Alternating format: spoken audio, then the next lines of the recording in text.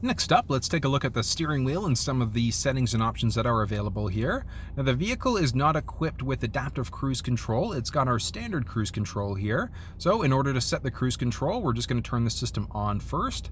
Once we get to the speed that we'd like to, we're just going to press the set button on either side. The plus and minus is going to either increase or decrease the kilometer or miles per hour by one at a time. We can reset the speed, so if we've come to a stop, we can reset it to where it was. We can cancel it, or we can turn it off completely. Off to the right-hand side here, if you've got an incoming phone call, we can either answer or hang up the phone. We've got our mute button, and then our voice command button. So that's going to let us change radio stations, we can call somebody, etc. using the button here.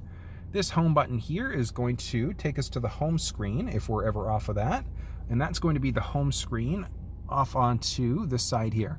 So as you can see, we're on a home screen here, and then if we press the settings button, that's going to pull up the settings button there as well. So that's going to be the equivalent of pressing the settings button right here. Moving up now, we've got a different directional keypad here, and the directional pad here is going to control this instrument cluster screen. So let's focus in on that for a moment here and start playing around a little bit. So off to the side here, we've got our trip 1, our trip 2, fuel economy, and a few others. So starting at the top here with our trip 1, we've got our current speed. We can choose between distance to empty, our trip odometer, our trip timer, our fuel average, and then the overall average. So if you ever need to reset our overall average, all we're going to do is press and hold the OK button here. And that's going to completely reset our values. Next up is going to be our trip 2, and then we've got our current fuel economy. Moving into our truck info. So this is a really cool one because you can see which tire is working harder, the power distribution there, off-roading as well. So it's a really, really neat to do whenever you're off-roading or even driving just around town in general.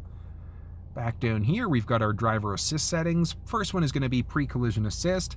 Pre-collision assist is a great system. I do recommend keeping it turned on. What pre-collision assist is going to do, it's going to pre-charge the brakes for you if you don't respond to a potential collision. So active braking is going to come on. I do recommend keeping this system on. Next up is going to be our tire pressure. Lets you know what the current tire pressure is in the vehicle. Trailer sway is obviously if a trailer is connected to the vehicle here. Next up, looking into settings, we've got some different vehicle settings such as lighting, so an auto lamp delay. So when the vehicle's locked, how long does the light stay on for? So up to 120 seconds there. Our locks here, we've got a few options there. So what happens when the vehicle's unlocked? When we're towing there, so obviously conditions aren't going to be met right now because I do not have a trailer hooked up to the truck. When we do oil changes, we'd go into oil life reset to reset the oil change there. Remote start. So the vehicle, as of right now, does not have a remote start built in. However, the system is there. We can add something in aftermarket, and then with the aftermarket remote start, that can be done at the dealership level or through another third-party company. But what they can do is tap into the existing remote start system. And when the remote start is activated, what happens? So with climate control, it's either going to turn it on auto, so it's automatically going to figure out what the cabin temperature should be, or it'll be the last setting from the last time you had the truck turned on. And then duration, how long does the remote start stay active for? Next up, seatbelts. We can see which seatbelts are active as necessary. And then our wipers, we've got a courtesy wipe. So I do recommend keeping that one turned off, but if it's turned on, it's going to automatically wipe the windshields for us once when the vehicle's first started. Next up is going to be My Key. So the My Key setup is very straightforward. Refer to your owner's manual to set that one up. But we could do things such as not having the vehicle go past a certain speed when it recognizes a certain key fob. Next up is going to be our display, and that's when we can choose between miles, liters, kilometers there.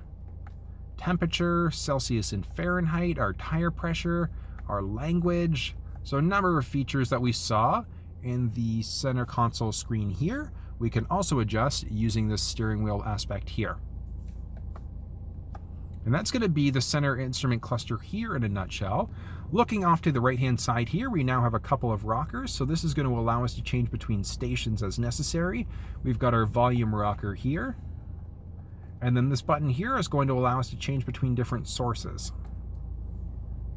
And next up, off to the side here, we've got two individual levers. So we've got our turning signals on the left, and we can pull or push in order for our high beams to come on.